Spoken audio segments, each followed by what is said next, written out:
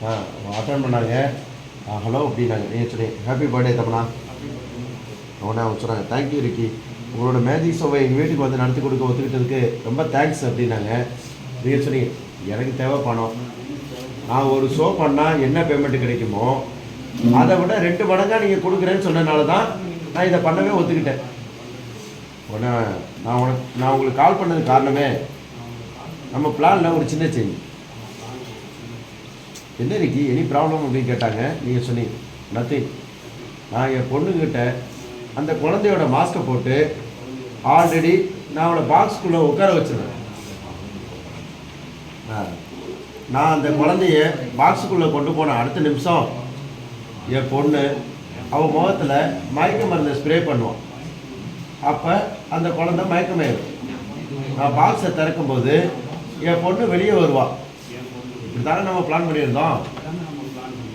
ஆமாம் அப்படின்னாங்க. நீ சொல்லி அவ்வளோ டைம்லாம் வேஸ்ட் பண்ணாமல் நான் பெண்டோ பார்பிட்டல் அப்படின்னு ஒரு மயக்க மருந்து கலந்த சாக்லேட்டையும் என் பொண்ணு போட்டிருக்க மாதிரி அதே மேஜிக் காஸ்டியூமையும் நான் பாப்பாவை பார்க்கும்போது ஒரு மேஜிக்கில் வர வச்சு பாப்பாவை கொடுத்துட்டு அதை போட்டு வாங்க, நான் உங்களுக்கு மேஜிக் சொல்லித்தரேன்னு சொல்லுவேன். அந்த பாப்பாவும் அந்த ட்ரெஸ்ஸை போட்டுக்கிட்டு வந்து உட்காரும். பாப்பா அந்த சாக்லேட்டை சாப்பிட்ட 10வது நிமிஷத்தில் அதுக்கு மயக்கம் வந்துடும்.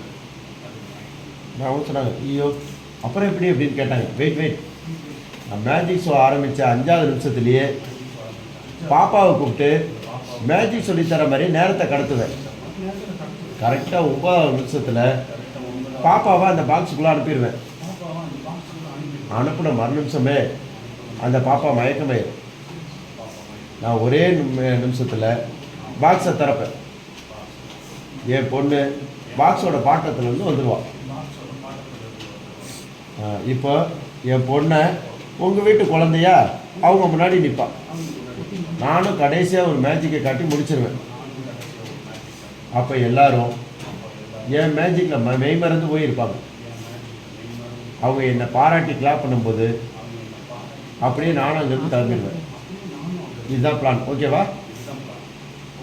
அவன் சொன்ன பிளான்னா ஓகே தான், ஏன்னா 1 மினிட் கேப்பில் நடக்குமே, கொஞ்சம் மிஸ் ஆனால் கூட சொதப்பிடுமே அப்படின்னாங்க. நீங்கள் சொன்னீங்க யூ டோன்ட் வரி தம்பனா, மேஜிக்கோட ஸ்கில்லு டைமிங்கில் தான் இருக்குது. டைமிங்கை மிஸ் பண்ணால் அவன் மெஜிஷியனே கிடையாது. கொஞ்சம் மிஸ் ஆனால் அது என்னோட பொண்ணுக்கு தானே ஆபத்து.